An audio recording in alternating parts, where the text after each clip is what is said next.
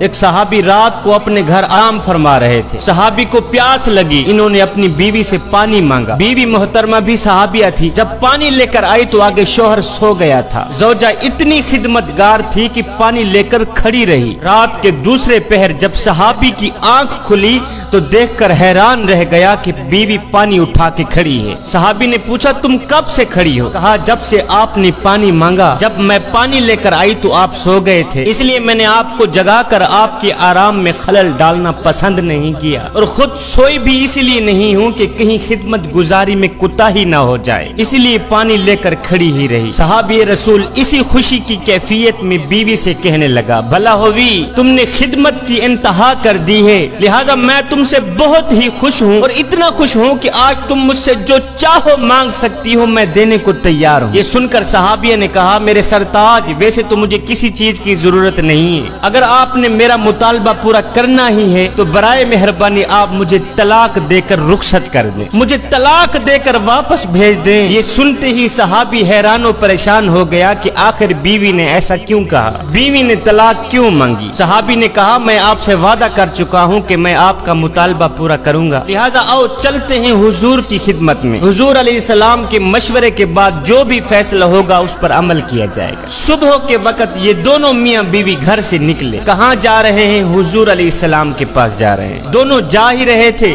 راستے میں صحابی کا پاؤں پھسلا، وہ منہ کے بل زمین پہ گر گئے۔ بیوی نے فوراً ہی صحابی کو اٹھایا، اٹھاتے ہی کہا او میرے سرتاج تجھے چوٹ تو نہیں لگی، اور تجھے چوٹ تو نہیں لگی؟ صحابی نے کہا بھلا ہوئی باقی تو سب ٹھیک ہے، لیکن پاؤں میں شدید درد ہو رہی، شدید تکلیف ہو رہی۔ یہ سنتے ہی صحابیہ بیوی نے کہا او واپس گھر چلتے ہیں، اب مجھے طلاق کی کوئی ضرورت نہیں، اب مجھے طلاق کی کوئی ضرورت نہیں ہے۔ کہا وہ کیسے؟ یہ ماجرا کیا ہے؟ صحابیہ نے کہا مسئلہ یہ ہے کہ میں نے سنا ہے کہ جسے ساری زندگی میں کوئی تکلیف نہ ہو اس کی ایمان میں شک ہوتا ہے، اور جو بھی ایماندار ہوتا ہے وہ تکلیفوں میں ضرور آزمایا جاتا ہے۔ مجھے آپ کے ساتھ رہتے ہوئے اتنا عرصہ گزر چکا ہے، اتنا عرصہ بیت چکا ہے کہ آپ کو کبھی بھی کوئی تکلیف نہیں پہنچی، اس لیے میں نے سوچا کہ ایسے آدمی کے نکاح میں رہنے کا فائدہ ہی کیا ہے جس کا ایمان بھی مشکوک ہو۔ لیکن جب راستے میں آپ کے پاؤں کو چوٹ لگی تو میرا شک دور ہو گیا کہ الحمدللہ آپ بھی تکلیف میں آزمائے گئے ہو۔